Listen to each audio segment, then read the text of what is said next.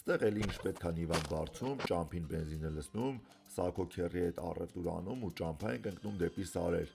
Էս լանջերով դեպի այն հեռվում երևացող հրաշք տեղն են գնում։ Միշտ մենք սենց բարձրանում ենք այս ճամփեքով Սարնի վեր, եթե էջին դեռ չես հետևում, առաջարկում եմ հետևես, որ Հայաստանից այս տեղի նման սիրուն տեղեր գտնես։